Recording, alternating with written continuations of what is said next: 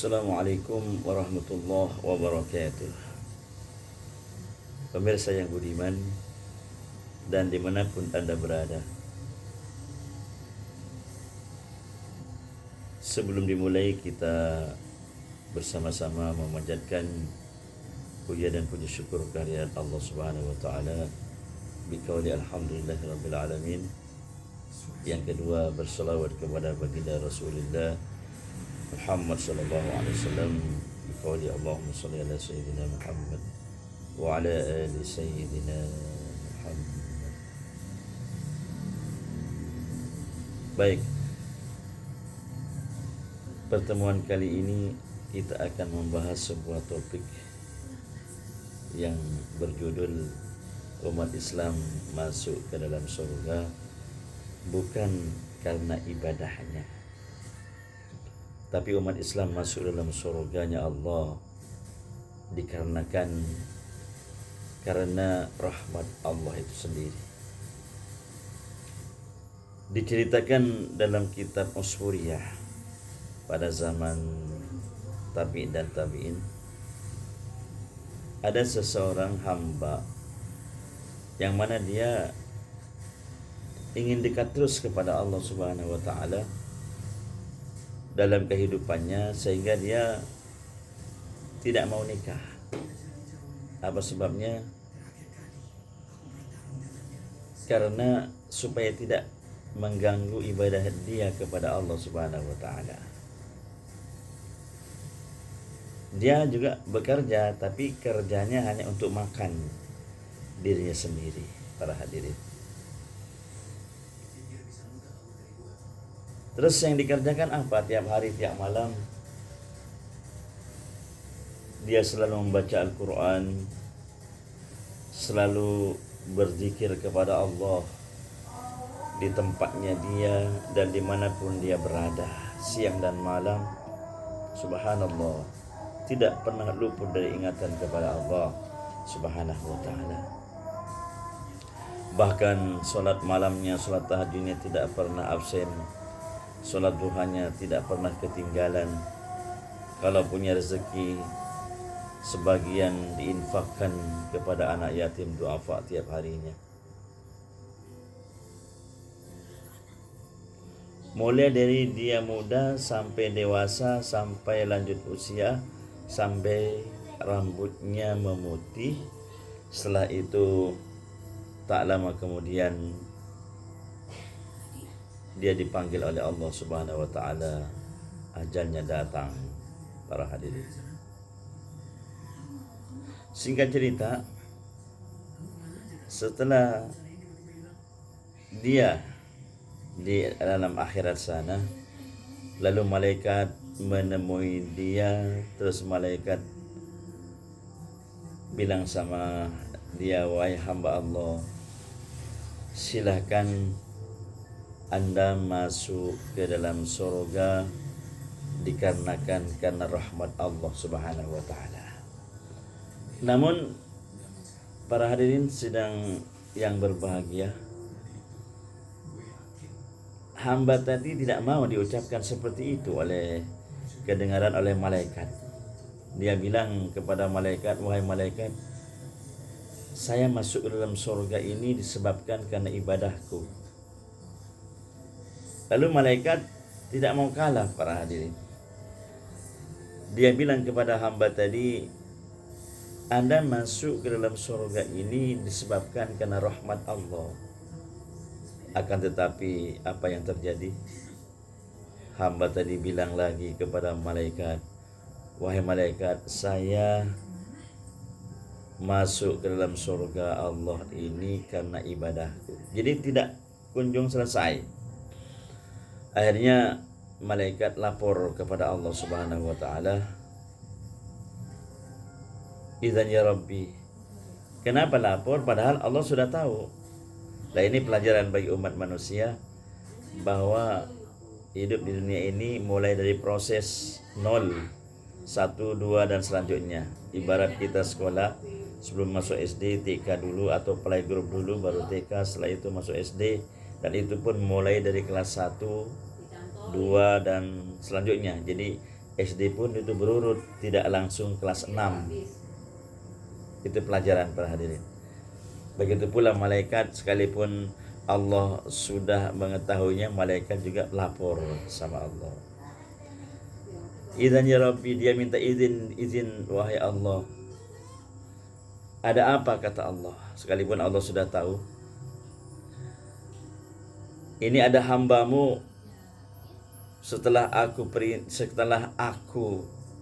perintahkan dia untuk masuk ke dalam surgamu disebabkan rahmatmu ya Allah, tapi dia tidak mau dibilang begitu.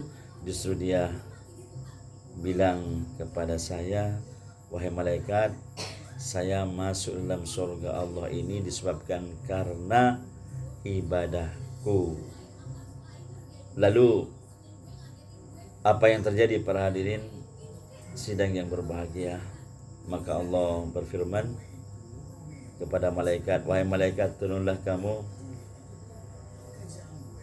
dan kamu timbang amal ibadah dia selama hidup di dunia dengan nikmat satu mata saja yang diberikan olehku padanya. Lalu malaikat menjalankan perintah Allah tadi para hadirin. Pemirsa yang ada di rumah, ketika malaikat menimbang amal ibadah dia selama hidup di dunia dengan nikmat satu mata, dan itu disaksikan oleh malaikat penduduk surga, lalu apa yang terjadi para hadirin? Ternyata amal ibadah dia selama hidup di dunia, baik itu sholat, ngaji Quran, berzikir, sedekah, sholat malam, sholat duha, umroh, haji dan sebagainya, setelah ditimbang dengan nikmat satu mata, maka ternyata para hadirin masih lebih berat, lebih luas nikmat satu mata itu ditimbang ibadah dia selama hidup ini. Subhanallah. Akhirnya apa yang terjadi? Lalu dia dimasukkan ke dalam nerakanya Allah Subhanahu wa taala. Apa cerita hikmah dari di balik cerita itu para hadirin? Apa hikmahnya atau fadilahnya? Hikmahnya adalah kita hidup di dunia ini sekalipun banyak ibadah, tidak boleh sombong.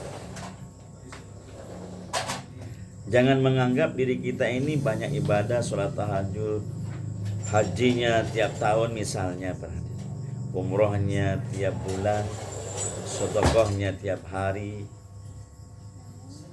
Terus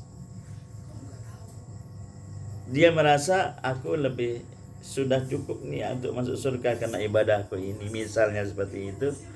Jadi termasuk orang yang kategori orang yang sombong para hadirin. Bahkan pernah suatu ketika di waktu itu Rasulullah SAW sholat subuh berjamaah, dan biasanya Rasulullah itu kalau habis sholat subuh berceramah, memberikan tausiah kepada sahabat-sahabatnya, juga kepada yang lain. Kali ini tidak para hadirin. Habis sholat subuh, beliau Rasulullah berzikir sampai menjelang syuruk. Lalu karena Rasulullah berzikir, maka sahabat yang lain ikut berzikir. Sayyidina Abu Bakar, Umar, Utsman, Ali dan sahabat yang lain. Terus lantas kemudian menjelang syuruk itu ada dua sahabat di belakang sendiri. Itu ada sedikit perdebatan tentang orang yang masuk dalam surga. Kata satu sahabat itu bilang, orang yang berzikir ini akan masuk dalam surganya Allah. Tapi sahabat satunya bilang, bukan, kita masuk dalam surganya karena rahmatnya Allah. Dan itu didengar oleh sahabat yang lain, bahkan didengar pula oleh baginda Rasulullah Muhammad SAW. Padahal di waktu itu ada Sayyidina Abu Bakar, Umar, Utsman, Ali, tapi beliau lebih memilih diam disebabkan karena ada Rasulullah SAW.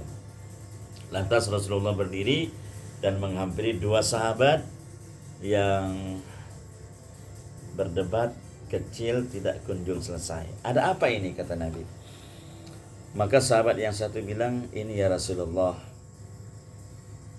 dia bilang dengan berzikir seperti ini kita akan dimasukkan dalam surganya Allah. Lalu saya bilang kepada dia bahwa orang yang masuk ke dalam surga itu karena rahmat Allah. Terus Nabi bilang, betul kamu. Kepada yang sahabat yang kedua ini, umat Islam ini masuk ke dalam surganya Allah karena rahmatnya pula. Terus yang pertama tadi ngomong lagi, seakan-akan tidak terima dia. Lalu bagaimana dengan engkau ya Rasulullah? Kata sahabat yang satu yang pertama tadi, maka Rasulullah juga bilang, sekalipun aku, kata Rasul, sekalipun aku masuk dalam surganya Allah karena rahmat Allah pula. Ini menunjukkan para hadirin sidang saudaraku yang dirahmati oleh Allah yang berbahagia, bahwasanya Rasulullah sangat tinggi akhlaknya, padahal beliau baginda Rasulullah SAW nanti di akhir zaman, di hari kiamat adalah diizinkan oleh Allah untuk memberikan syafaatnya kepada umatnya itu sendiri. Subhanallah, subhanallah. Tapi beliau masih mengatakan kepada sahabatnya, bersabda kepada sahabatnya, sekalipun saya masuk dalam surga itu juga karena rahmat Allah. Kesimpulannya, kita hidup di dunia ini sekalipun banyak ibadah, tidak boleh satupun ada yang sombong dalam hati kecilnya. Itu saja, semuanya dari rahmat Allah.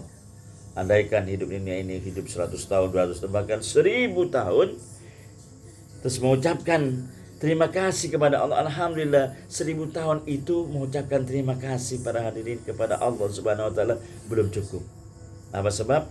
Nikmat yang satu belum dihitung, mata yang satu. Belum nikmat tangan, kuping, ya kan, telinga, hidung, dan semua anggota tubuh ini adalah harta yang sangat kaya sekali para hadirin. Subhanallah. Dan itu gratis Allah berikan kepada umat manusia. Allah hanya menganjurkan untuk bersyukur kepadanya. Itu saja para hadirin, mudah-mudahan renungan pada malam hari ini menjadi inspirasi keimanan dan ketakwaan kita kepada Allah Subhanahu wa taala.